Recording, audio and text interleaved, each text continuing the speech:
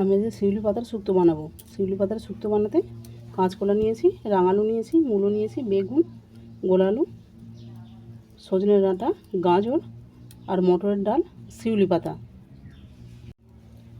আমি এখানে 4 জনের শুক্তো বানানোর মতো সবজি নিয়েছি, আর সেইখানে 1 পিস শিউলি পাতা নিয়েছি।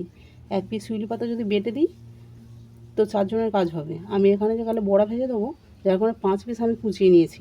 এটাকে ডালের সঙ্গে মিক্সড করে বড়া ভেজে নেব। সব উপকরণ আমি লবণ আর হলুদ মেখে ভেজে নেব।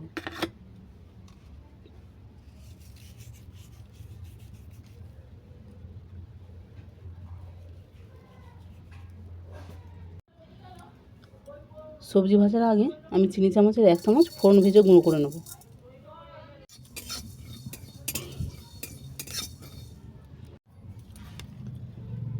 ফোড়ন ভাজা হয়ে গেছে, এবার আমি এটাকে ছিঁড়ে গুঁড়ো করে নেব।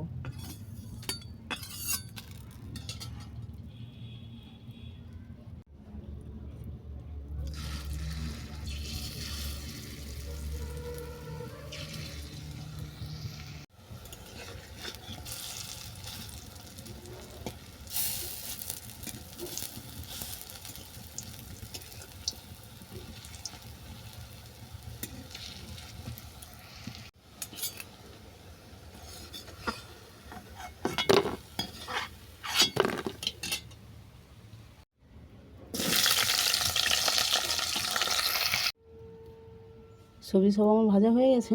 এবার এই তেলের মধ্যে দেবো লঙ্কা ফোড়ন, তেজপাতা ফোড়ন,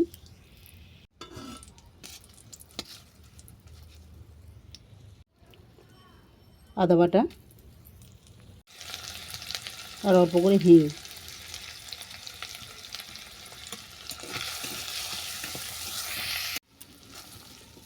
ফোড়ন ভাজা হয়ে গেছে, হিঙের একটা সুন্দর গন্ধ বেরিয়েছে। এবার আমি সবজিগুলোকে সব তুলে দেবো।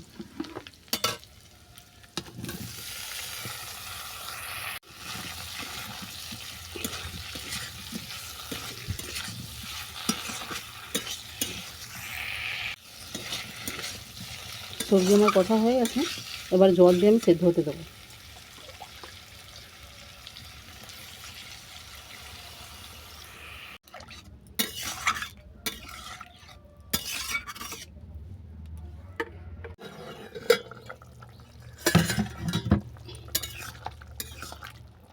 দেখো আমার আলু আরে সেদ্ধ হয়ে গেছে, এবার বড়াগুলোকে দিয়ে দেবো।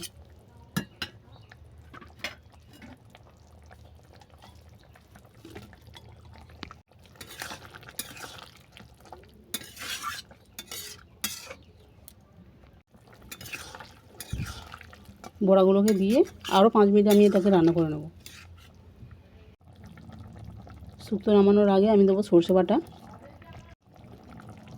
স্বাদ মতো চিনি, অল্প করে ঘি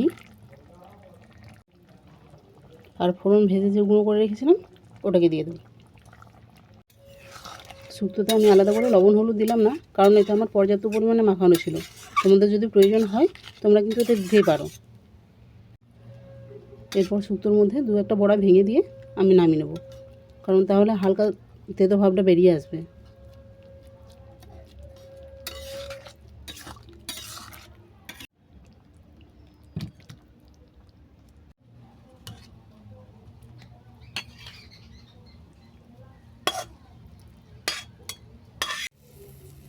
শিউলি পাতার শুক্তো আমি তো এইভাবে বানিয়েছি। তোমাদের কেমন লাগলো তোমরা কিন্তু অবশ্যই কমেন্ট করে জানিও।